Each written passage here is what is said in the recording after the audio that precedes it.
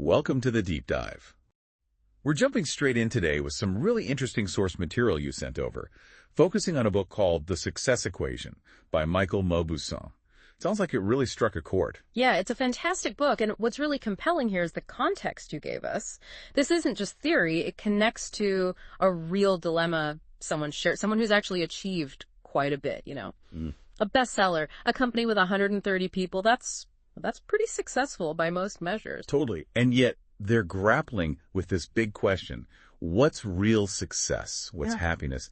Especially when they start looking around and seeing people operating at, like, a billionaire level. Exactly. It brings up that classic tension, doesn't it? Are you satisfied where you are, keeping things balanced? Or do you, push harder, maybe risk it all for something potentially much, much bigger, like that billion-dollar win idea mentioned? It's a tough one. And the source suggested this book, The Success Equation, offered a kind of framework, a way to think through that tension using rational decision-making. Precisely. It provides tools to look at this whole satisfaction versus striving thing, but through the lens of skill, luck, and making good choices. Okay, so that's our mission for this deep dive. Let's unpack the core ideas from Maubousin's book, using your source as a guide, and see how understanding skill and luck might shed light on this. Well, this very human struggle. Ready to get into it? Absolutely. So the core problem highlighted in your source is that feeling of success being kind of relative, right? Always comparing. And the confusion comes from maybe not having a solid way to evaluate your own situation or what move makes sense next. And that's where the success equation comes in. That's where it steps in. It starts with a foundational idea, one that sounds simple but is actually pretty profound and often missed. Which is? Distinguishing between the quality of your decision and the outcome of that decision. We tend to be really outcome focused. If it worked out, it must have been a good decision. If it didn't, bad decision. But that's not always true, is it? Especially when luck's involved. Did the source have a simple example for this? It did. Imagine a game. Okay, you've got a 60% chance to win, 40% chance to lose. Deciding to play that game, that's actually a good decision, probabilistically speaking. The odds are on your side. Right. So even if you play and you hit that 40% chance and lose, the choice to play was still sound. Exactly. You made the rational choice based on probability. The loss. That was down to luck in that specific instance, not a flaw in your thinking. Gotcha. And conversely, if you played a game with only a 40% win chance, that's a bad decision, even if you happen to get lucky and win that one time. Precisely. Because you bet against the odds. It shows why just looking at results can fool you, especially short term. The book really pushes for thinking in probabilities. Makes sense. So it's about understanding the odds you're playing with. Yes. And that leads right into the next big idea. Figuring out how much of any result is down to your skill versus how much is just, chance, luck. Mauboussin lays out a kind of spectrum for this. Okay, a spectrum from luck to skill. How does that break down? What are some examples? Well, at one extreme, near 100% luck, you have pure gambling. Your source mentioned a game with like a 49% chance, basically a coin flip. Right. And that story about the friend winning $2 million in Vegas, then losing $4 million the next day, that screams luck. Wild swings, totally unsustainable based on skill. Okay, so that's pure luck. What's next on the spectrum? Moving along, you get things like poker.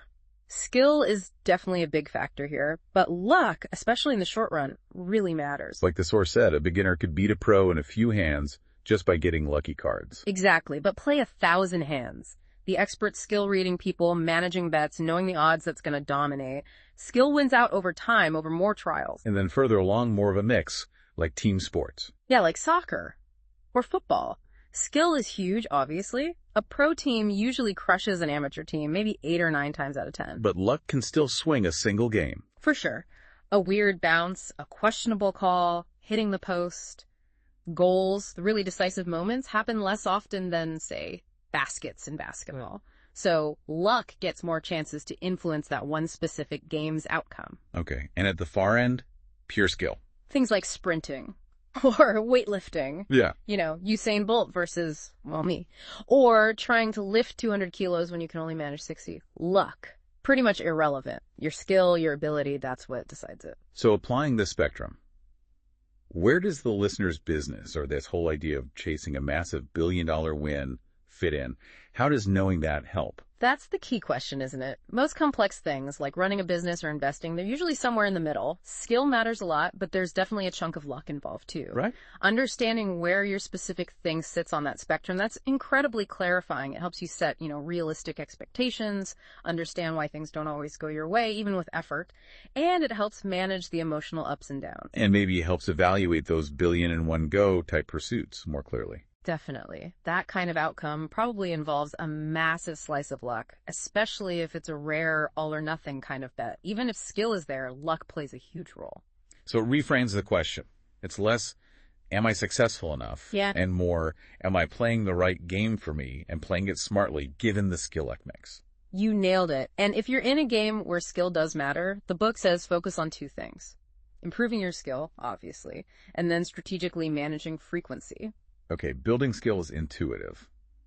But frequency, how does that work? Remember the basketball versus hockey thing? Basketball has way more scoring chances, right? Yeah. Because those decisive moments happen more often, skill tends to show up more reliably in just one game compared to hockey. Higher frequency lets skill beat luck faster. Okay, so in skill-heavy areas, you generally want more chances, more attempts for your skill edge to pay off. Often, yes, but it's nuanced. The book also talks about adjusting frequency strategically. How do you mean? Well, in really high-risk situations, especially if your skill might be lower than your opponent's, or if luck dominates, sometimes you want to reduce the frequency of interaction. Like the David and Goliath example from the source. Exactly. Goliath was the master of traditional, high-frequency combat sword fighting, hand-to-hand.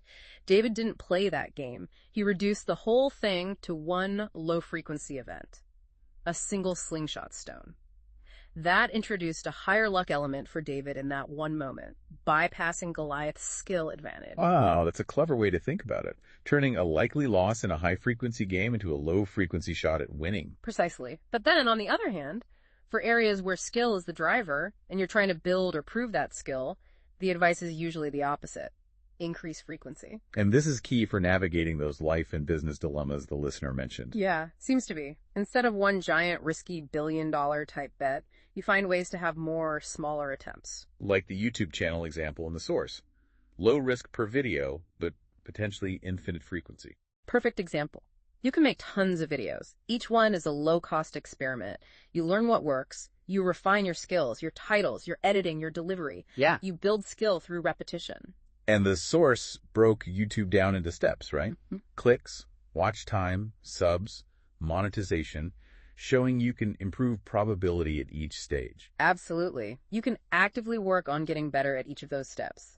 Better thumbnails, higher click rate, better content, more watch time, consistent value, more subscribers. Each try is a cheap way to learn and improve. Blogging was another example mentioned. Similar idea. Low loss, high frequency potential. Yep. Contrast that with quitting your job for a totally unproven startup or risking millions on one big deal. Those are low-frequency bets. If your skill isn't top-notch, or if luck just isn't on your side that one time, it can be catastrophic. So the insight is, for sustainable growth, especially in complex fields, increasing your low-cost trials is generally a much safer, smarter path. That seems to be the core message, yeah. It's about building skill and evidence reliably. Okay, so before you take a huge leap, how do you actually test if your skill is real without betting the farm? The source had some practical ideas. It did.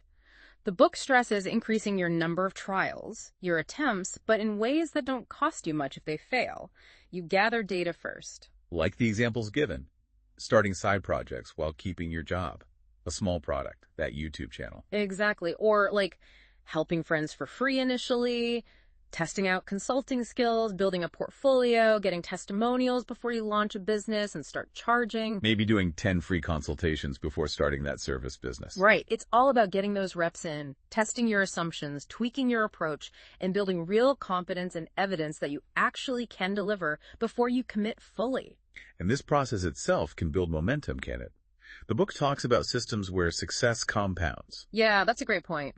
The source mentioned the red ball in the box idea. Explain that one. Okay, imagine a box full of, say, white balls. Every time you randomly pull out a red ball representing a success, you put it back in, plus you add another red ball. So over time, the chance of pulling a red ball keeps going up. Exactly. Success breeds success. Applied to life, it means designing things so your wins create more opportunities. Like helping people build your network and reputation. leading to future clients, getting red balls. Precisely. Or YouTubers asking for likes and subscribes that engages the algorithm, boosts visibility, adds red balls that lead to more views.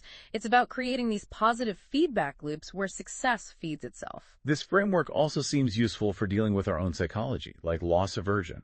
Oh, definitely. Loss aversion, that feeling where losing $100 hurts way more than gaining $100 feels good. It's powerful. It can make us too cautious, missing good opportunities. But if you understand that bias, and you know your skill level is high, you can use it strategically, like that marketing business example in the source, offering full refunds. Brilliant example. Most businesses can't afford that promise because their results are too hit or miss. But if you're confident, say, 80–90% of the time you deliver, like the source mentioned, You can take away the client's fear of loss. exactly. You leverage their loss aversion because your skill and frequency mean you'll win out overall. It makes the decision easy for them, and it's profitable for you because your skill is reliable over many trials. It's smart strategy, validated by understanding these principles. The book also touched on different types of intelligence, didn't it? Fluid and crystallized. It did. Fluid intelligence is like raw processing power, problem-solving speed, often peaks younger, maybe in our 20s. Okay. But crystallized intelligence, that's accumulated knowledge, wisdom, expertise built up over time through learning and experience. It keeps growing. And it's crucial for complex long-term stuff like business, investing, writing. Many masters in those fields are older for a reason. They've built up that deep crystallized intelligence. And the book recommends specific ways to build it. Yeah, explicitly. Reading and writing, seriously engaging with complex ideas, thinking deeply, articulating thoughts that builds it. Hey, listening to this deep dive, that counts. You're investing in your own crystallized intelligence right now. Good point. So, pulling it all together, decisions, outcomes, the spectrum, frequency, building systems, intelligence, how do you ultimately tell if a success was down to skill or just, getting lucky? Mauboussin offers a pretty simple test. Repeatability. Can you do it again? Was that big win a one-off fluke, or is it based on a process you can replicate to get similar results? Skill leads to repeatable success. Luck doesn't necessarily. Pretty much. Success in highly skilled domains should be fairly repeatable. Success in luck-heavy domains needs a lot more validation before you can claim skill was the main driver. This whole framework feels like a really powerful lens, not just for looking at your own life, but also at others' success, like those billionaires the source mentioned. Absolutely. It encourages a more realistic view. Was that enormous success purely skill? Especially in winner-take-all situations? Probably not. Luck likely played a huge, maybe even dominant role. It helps you evaluate different paths and ambitions with clearer eyes. So let's bring it back to that initial dilemma from the source. Feeling successful, but wondering if it's enough. Wrestling with risking it all versus finding peace. This whole skill-luck framework, it offers a kind of wisdom, doesn't it? A path to meaning, maybe. I really think it does. It shifts your focus. Instead of obsessing over the outcome, which often has a big luck component you can't control, you focus on the process, the quality of your decisions, your commitment to building real skill, your strategy for taking shots, for managing frequency. So success becomes less about the final score and more about how you play the game. Exactly. It's about the deliberate choices, the mastery you pursue, understanding the dynamics at play. That's where I think a deeper sense of fulfillment can come from. It's about building something based on understanding and effort, not just hoping for a lucky break. It gives you a sense of agency. You get to choose your game more intentionally based on where you can genuinely build skill and create value, rather than just chasing the biggest possible jackpot, which might be mostly luck. And honestly, engaging with books like The Success Equation, like the person in your source did, that's a fantastic, low-cost, high-return way to build that crystallized intelligence, gain clarity, and make wiser choices about your life's direction. Okay, so let's quickly recap the big takeaways from this deep dive based on your sources. First, crucially, separate the quality of your decision from the outcome. Second, understand where your activities fall on that skill-luck spectrum. Third, think strategically about frequency. Sometimes reduce it to manage risk, sometimes increase it to build skill and let probabilities work for you. Fourth, focus relentlessly on building skill, especially that deep, crystallized intelligence. And use repeatability as a rough guide to figure out if success is skill-driven. Right. It gives you this powerful toolkit for analyzing situations, whether it's your career, a personal goal, or just understanding the world around you. It helps you focus on what you can control, your preparation, your choices, your learning, and factor in what you can't, which is luck. Your source gave the book a strong 9/10, putting it up there with heavy hitters like Nudge, Grit, 0 to 1. Sounds dense in parts, but potentially life-changing insights. Yeah, it seems like it provides a really solid map for navigating uncertainty and aiming for choices that are not just potentially successful, but also fulfilling. So here's a final thought for you, the listener, to maybe chew on. Thinking about these ideas, how could you right now apply this principle of increasing frequency in a low-cost, low-risk way? What's a skill or idea you're curious about that you could start testing with small, frequent steps? What little red balls could you add to your own system today that might just start compounding into future growth and maybe even a greater sense of meaning?